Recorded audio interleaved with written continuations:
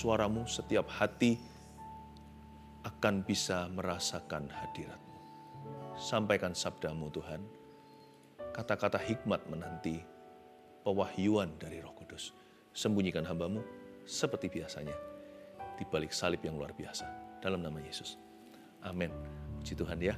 Sekali lagi untuk yang hari ini, tadi kita terlambat 6 menit karena kendala teknis, kadang-kadang ada hal-hal yang tidak terduga. Tapi Allah kita itu baik. Saya bisa merasakan hadirat Tuhan bahkan ketika masih tim harus otak-atik. Saya percaya sebelah sana di sisi Anda, pasti Anda juga merasakan hadirat Tuhan sambil menunggu ini saat teduh. Ada nggak ya hari ini? Dan saya mengucap syukur untuk jemaat yang selalu menanti ya, hati yang haus dan lapar, tidak akan kau pandang hina ya Tuhan. Saya ingin menyampaikan satu firman Tuhan, sederhana, dari kitab Lukas, ambil Alkitab dan catatan, saya beri judul perkara-perkara kecil yang menentukan keberhasilan kita. Sebenarnya di bulan, sekarang ini bulan Maret ini, gereja yang saya gembalakan, sedang memasuki bulan karir. Jadi artinya pengembalaan di bulan ini, saya banyak fokuskan untuk karir, kehidupan karir jemaat. Kalau bulan lalu itu banyak bicara soal keluarga. Saya tahu Tuhan itu mau memberkati hidupmu. Tapi kunci berkat itu atau penyertaan Tuhan itu justru di perkara-perkara yang kita anggap remeh. Perkara-perkara kecil. Jangan lupa loh yang membuat perbedaan antara bintang 5 dan bintang 6. Ilustrasi saja. Itu terletak pada detil-detilnya. Jadi jangan pernah kita abaikan hal-hal yang menurut kita kecil apa artinya. Tapi menurut Tuhan dan orang lain itu bisa berdampak besar. Tahu nggak, keberhasilan kita itu terletak pada perkara-perkara sederhana. Satu ayat saja, Lukas 16 ayat 10. Kita baca bersama-sama, Anda di sebelah sana, saya di sebelah sini ya. Kita baca sama-sama dengan tim juga di sini. 1, 2, 3. Barang siapa setia dalam perkara-perkara kecil, ia setia juga dalam perkara-perkara besar. Dan barang siapa tidak benar dalam perkara-perkara kecil, ia tidak benar juga dalam perkara-perkara besar. Baca sekali lagi, baca Alkitab itu penting sekali. Setia dalam perkara kecil, ya.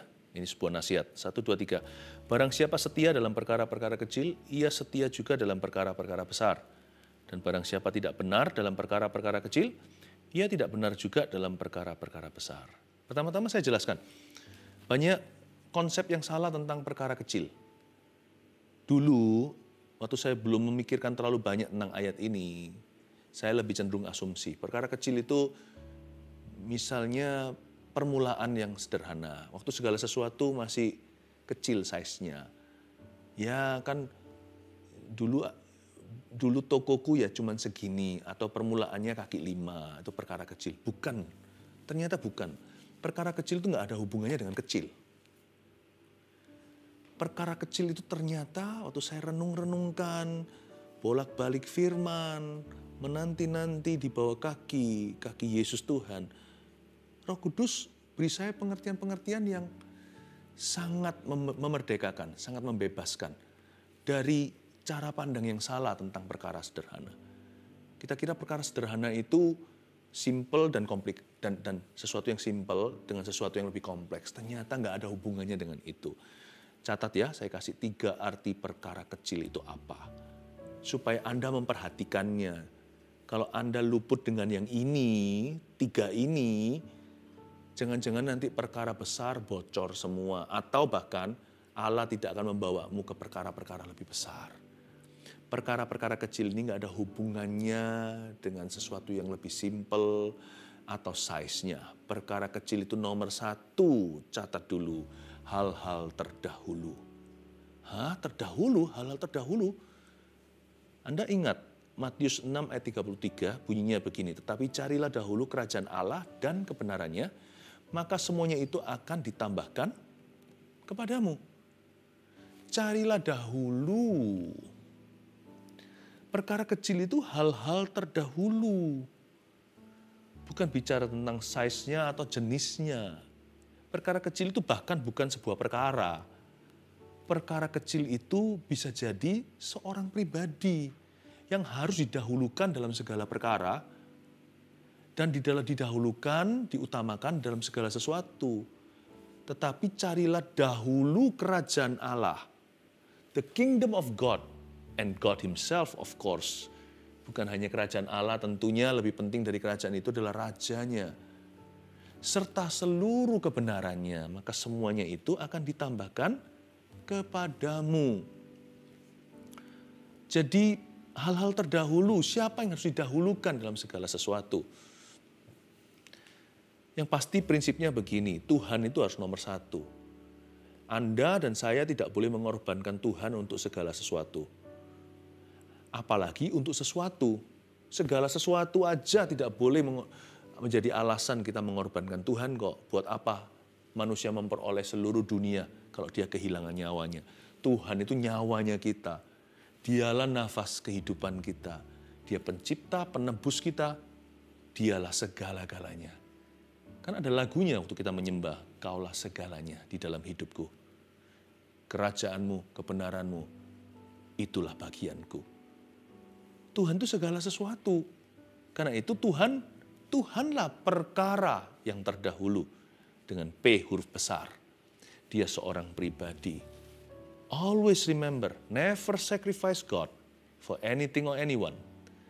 Tidak boleh mengorbankan Tuhan untuk siapapun atau apapun. Apalagi untuk money, untuk uang, untuk harta duniawi.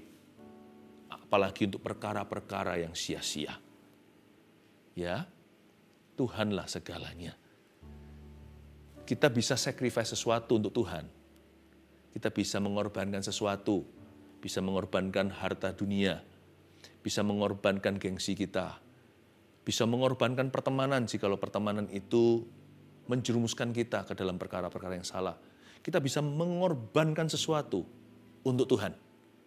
Tapi tidak boleh mengorbankan Tuhan untuk apapun juga. Hal-hal yang terdahulu harus jelas tatanannya. Hierarkinya jelas. Susunan dan silsilah. God first, Tuhan dulu. Lalu manusia, baru uang dan harta, serta benda. Jangan salah susunannya. Semakin terdahulu, semakin gak kelihatan. Semakin terkemudian, semakin terasa dengan panca indera. Harta benda bisa dijamah. Kesuksesan bisa terasa. Tetapi sebelum itu semua, mungkin adalah keluarga kita yang seringkali kita abaikan dan remehkan. Kita jadikan mereka prioritas yang terkemudian, padahal mereka harus didahulukan. Before your success is your family, sebelum suksesmu adalah keluargamu. Tapi seringkali kita korbankan keluarga kita di atas mezbah sukses kita. Kita korbankan perasaan orang lain, karena perasaan orang lain kan tidak tangible, tidak bisa dijamah. Perasaan orang lain itu kan tidak material, jadi seringkali kita korbankan. Padahal perkara yang terdahulu itu semakin tidak kelihatan. Ujungnya adalah Tuhan, itu lebih tidak nampak mata. Ternyata perkara kecil di sini atau perkara sederhana, tidak sederhana dan kecil sama sekali. Hal-hal yang terdahulu itu semakin dahulu, semakin maju, semakin nomor satu, justru semakin penting. Justru semakin krusial, semakin kritis kepentingannya dalam kehidupan kita. Makanya ayat ini berkata, kalau kamu setia dalam perkara-perkara kecil itu yang dianggap remeh, dianggap kecil oleh banyak orang yang mengabaikan Tuhan, mengabaikan manusia, demi mencapai goal-goal pribadinya, demi untuk mendapatkan sesuatu untuk menyenangkan dirinya, justru perkara yang lebih dahulu itu lebih besar ternyata. Makanya itu orang yang bisa dipercayai dengan hal-hal terdahulu atau perkara sederhana, dia bisa dipercayai perkara besar. Orang yang bisa dipercayai di prioritas nomor 1 Tuhan Yesus, prioritas nomor 2 orang, dia of course tentunya bisa dipercaya dengan uang dan barang. Kalau manusia aja Tuhan bisa percaya. Kalau Tuhan bisa percayakan pada kita hal-hal yang sifatnya non-material namun lebih berharga, kita tidak merasa itu remeh atau kecil sama sekali. Orang seperti itu bisa dipercaya dengan apapun juga. Hal-hal terdahulu, tulis itu. Apa yang harus Anda dahulukan yang selama ini Anda abaikan? Setia di itu dulu. Sembari berjalan Anda lakukan tugas-tugas Anda sehari-hari. Jangan abaikan yang nomor satu. Yang kedua, perkara kecil itu adalah prinsip utama. Ternyata bukan size-nya atau jenisnya. Perkara kecil atau sederhana, ternyata adalah prinsip yang kita pegang di hidup ini. Salah satu prinsip utama, di samping tentunya kasihilah Tuhan Allahmu dengan segenap hatimu dan kasihilah sesamamu manusia seperti dirimu sendiri. Ada sebuah prinsip yang Anda perlu pegang teguh. Kalau orang bisa dipercaya dengan prinsip utama ini, dia bisa dipercayai dengan apapun dan segala sesuatu. Ayat Matius 7 ayat 12 bunyinya, segala sesuatu yang kamu kehendaki supaya orang perbuat kepadamu, perbuatlah demikian juga kepada mereka. Itulah isi seluruh hukum Taurat dan kitab para nabi. Dalam bahasa Inggrisnya, ini dikenal dengan the golden rule, peraturan emas. Sudah, ini perkara sederhana. Waktu saya renung-renungkan perkara kecil itu apa ya? Prinsip utama, orang yang bisa pegang prinsip notabene integritas dan kejujuran. Dia yang membangun hidup dan karirnya di atas integritas. Orang seperti ini pasti Tuhan percayai dengan perkara-perkara besar. Banyak loh bisnis yang dibangun di atas dasar prinsip firman Tuhan. Beda hasil akhirnya sih, beda perjalanannya. Kalau demi sukses doang, bisa halalkan segala cara. Tapi Anda bisa lihat, orang yang membangun di atas dasar pasir atau batu karang yang teguh, itu beda hasil akhirnya. Contohnya, prinsip utama ini gimana dipraktekkan dalam dunia kerja. Always be honest with your customers. Selalu jujur dengan customer Anda atau pelanggan. Kalau mereka tidak tahu, jangan sampai mentang-mentang mereka tidak bisa membedakan, kita curi bahan. Jangan lakukan itu.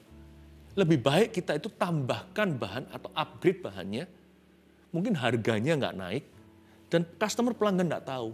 Cepat lambat Tuhan pasti sebarkan dan broadcast apa yang Anda lakukan sembunyi-sembunyi dengan hati yang mulia dan bersih. Orang jujur itu tidak tentu langsung dapat upahnya. Tapi Tuhan tidak akan tinggal diam. Promosi bukan datangnya dari timur dan barat atau dari kanan dan kiri. Promosi datangnya dari tempat yang maha tinggi. Yusuf itu berapa kali dilupain. Dia dilupakan bahkan waktu di penjara dia tolong satu orang untuk keluar lewat mimpi yang diartikannya. Nubuatannya terjadi, tapi cepat lambat. Good stok bagus nggak bisa tetap disimpan. Apalagi kalau langka, suatu hari seluruh dunia akan mengejarnya.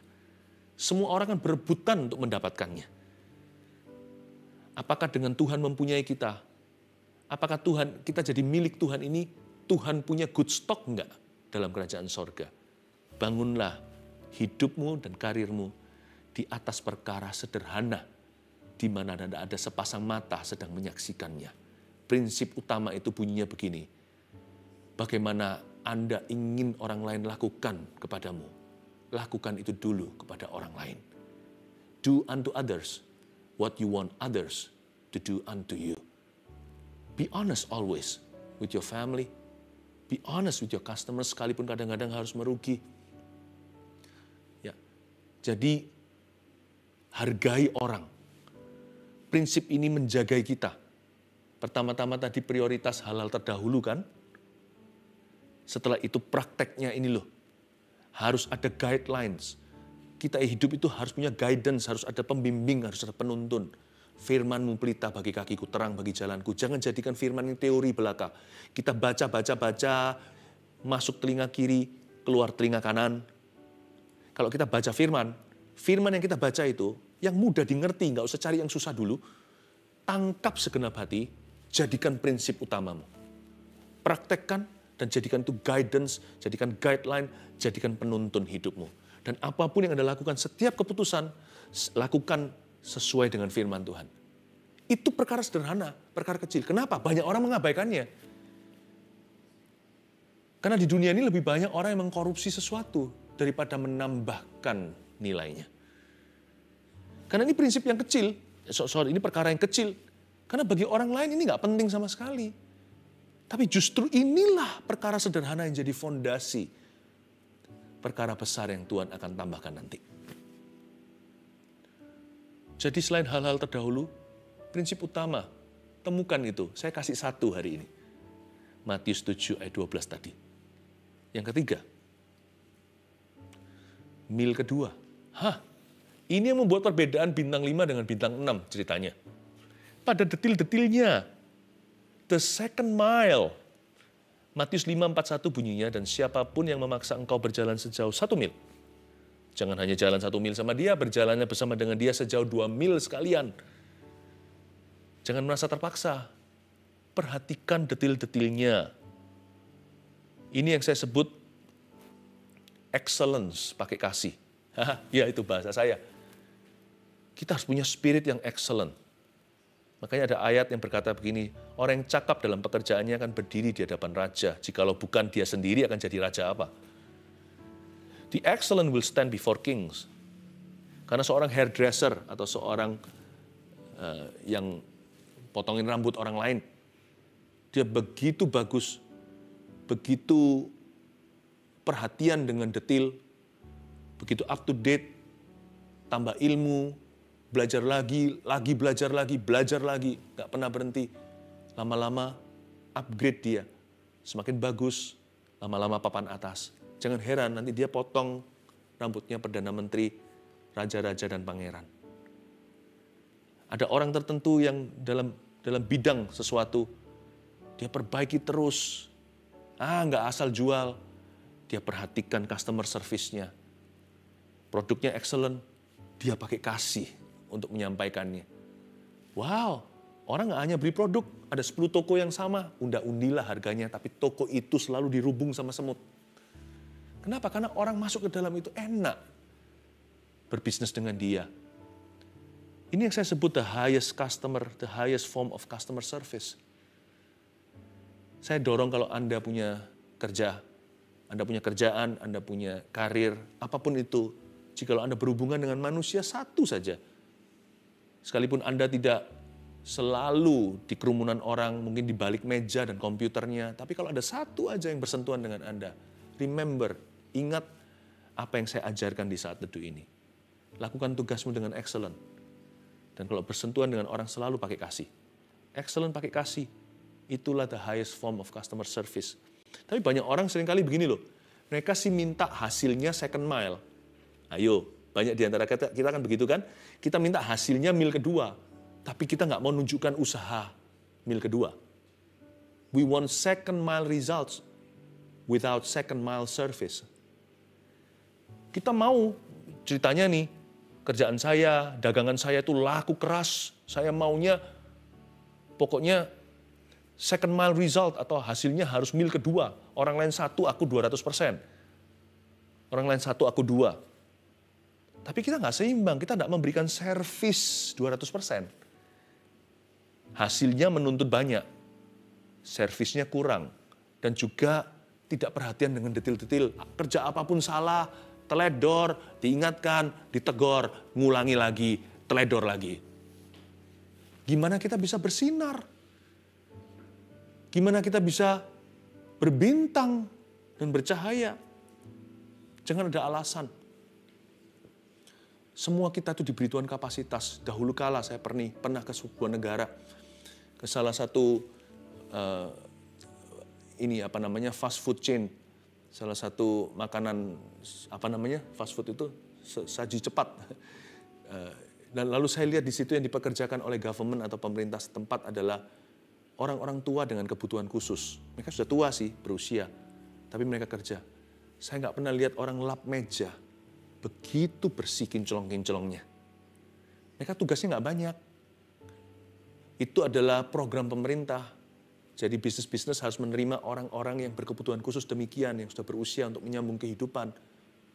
Mungkin mereka nggak kawin, mereka nggak menikah, tetapi mereka tahu kok kerjaannya, di training sebentar. Saya nggak pernah lihat orang lap meja, sesungguh-sungguh itu saya sampai terharu. Nggak ada orang itu nggak bisa berbuat apa-apa, nggak ada. Di dunia ini selama kita masih punya kaki tangan, kita masih punya nafas, kita bisa berbuat sesuatu. Tinggal kita kasih 100% nggak? Mungkin 100% Anda lebih besar dari 100% orang-orang itu. Tapi orang itu tetap 100% dalam pekerjaannya. The excellent will stand before kings. Selalu sebagai anak Tuhan. Kita jalan di mil kedua. Jangan mau kalah dengan toko sebelah. Apalagi kalau bukan anak Tuhan, tidak punya prinsip kehidupan. Ayo kita pegang teguh. Excellent. Dan kita lakukan excellent pakai kasih. Kita jangan hanya mau menuntut hasilnya. Tunjukkan kesungguhan. Tunjukkan pengorbanan. Tunjukkan kesetiaan, ketekunan. Dan tunjukkan keseriusan. Saya yakin Tuhan kita tidak akan tutup mata melihat ini. Sebab siapa yang bisa dipercaya dalam perkara-perkara sederhana atau perkara kecil, siapa disuruh jalan 1 mil, dia jalan mil kedua. Masa Tuhan itu tinggal diam saja? Tidak mungkin. Allah kita pasti melihatnya. Ini Yusuf di perjanjian lama. Dikasih penjara, kinclong bersih, itu bui. Bahkan kunci di tangannya dia nggak lari. Sesama nabi yang lainnya, semua teratur dengan rapi. Tuhan bilang sama malaikat, ini tidak boleh ada di penjara begini, selain daripada dia itu anak Abraham. Ini harus keluar. Minimal Perdana Menteri, kalau bukan jadi Bapak Firaun akhirnya. Meskipun dia nomor 2 di Mesir, dia sebenarnya nomor 1. Firaun pun menyebut dia ayah. Wow. Orang seperti ini, best kept secret. Rahasia yang disimpan lama-lama, meledak pada akhirnya. Nggak bisa nggak. Promosi itu datangnya dari tempat maha tinggi. The excellent will stand before kings. Itu seperti ilmu gravity. Gravitasi itu sebuah hukum alam yang tidak bisa diubah. Demikian pula promosi yang dari Tuhan bagi orang-orang yang dapat dipercaya dalam perkara sederhana dan yang berjalan di mil kedua. Bedakan antara Anda dengan orang-orang dunia di sekelilingmu. Bintangmu tambah 1, jikalau mereka pada top-topnya hanya bintang 5. Anda punya bintang tambah 1 dari Tuhan. Karena Anda lebih sungguh hati. Apa itu perkara sederhana? Kita baca sekali lagi. Ayat 10, barang siapa setia dalam perkara-perkara kecil, ia setia juga dalam perkara-perkara besar. Dan barang siapa tidak benar dalam perkara-perkara kecil, ia tidak benar juga dalam perkara-perkara besar. Ya, akhir kata, saya ingatkan lagi 3 poin sederhana. Perkara-perkara kecil yang menentukan keberhasilan kita sebagai berikut, yaitu yang nomor 1, hal-hal terdahulu. Tuhan dulu, orang, baru uang, barang, dan harta segalanya. Selalu Tuhan dan manusia, nomor 1 dan 2. Remember that ya, diingat-ingat. Kedua adalah prinsip utama, saya sudah beri Anda 1 tadi. Lakukan kepada orang lain apa yang Anda kehendaki orang lain lakukan pada dirimu sendiri. Bangun reputasimu, jangka panjang, long term. Jangan jadi pencuri yang tabrak lari. Kasihan anak-anakmu nanti. Pegang dan bangun apapun di hidupmu di atas prinsip firman Allah. Ketiga, mil kedua. Jangan tuntut hasil, tunjukkan kesungguhan. Niscaya Tuhan pasti akan memberkati dari sorga.